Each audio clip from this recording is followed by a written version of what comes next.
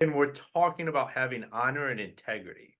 Like that kind of That's stuff should not be the different. Like that should be the standard, the norm. Like that's what I like. It's one of the reasons I do this podcast is because we have to change this mindset around the construction industry of yeah, hey, there's some bad seeds out there, but we're going to let it dictate the entire reputation for the entire construction industry.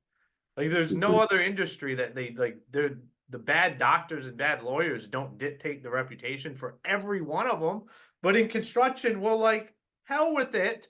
We're just going to let them be the impression that's left on customers. when your value proposition is honesty, and that's what sets you apart from everyone else. It's sad, but it's also a huge opportunity. And for me as an entrepreneur, I've owned a solar business before, a real estate brokerage.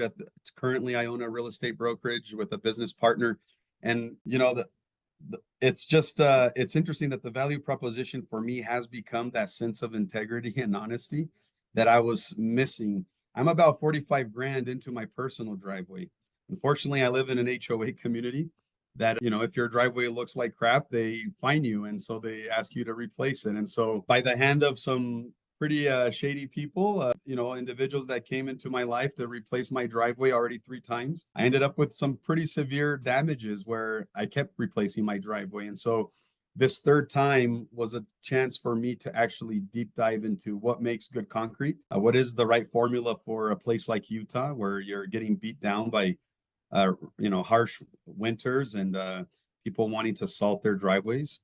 And so for me, it was more about finding out what was the right formula. And once I saw the right formula and I saw a business opportunity because I can offer honesty and integrity and transparency, right? And so then it was just a no-brainer. I have no doubt that Staff Sergeant Concrete will be a community household name, and mostly because we're trying to do what's right for the customer and being upfront, having dialogue, managing expectations, and trying to anticipate things before they become a thing instead of avoiding the issue altogether. Yeah, I mean, to me, when we originally talked and you told me that story, it's so amazing that this all came out of your bad experience, like the experience you had pouring your own driveway. And it's not like you've not been around business or not been around construction. Like you've been around this stuff and you were like, this is unacceptable. I could dominate this market and decided that you're going into concrete. Like to me, that's awesome. Like that is what well, that's that military, that's that veteran, just like, let's jump in here and fix this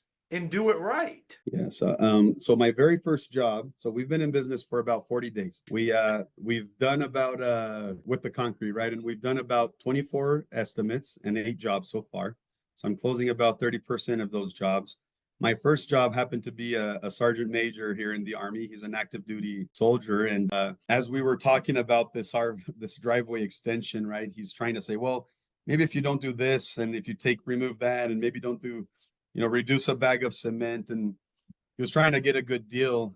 And it came down to where I needed to take a stand on what I believed in. And I said, look, I feel confident that my craftsmanship will work if we follow this specific formula. If this specific formula at this specific price doesn't work for you, I am not the guy for you. But I want to guarantee you that we will put in the best work and we'll make sure to answer that call if something happens, and so to gain his feedback then after trying to fearlessly negotiate with me to say, you know what, I appreciate you holding on to your standards. And one thing I did say to him is, if I lower my standards, I'm going to be telling my crew that I don't care for what I set out to do, right? And so being able to not do things because you need to, I know that we all need to make money, but when it comes to bending what we believe in to be true and to be the right thing to do for money, I think that's when we start losing as a business. And so I'm just grateful that was my very first experience. It taught me quite a bit.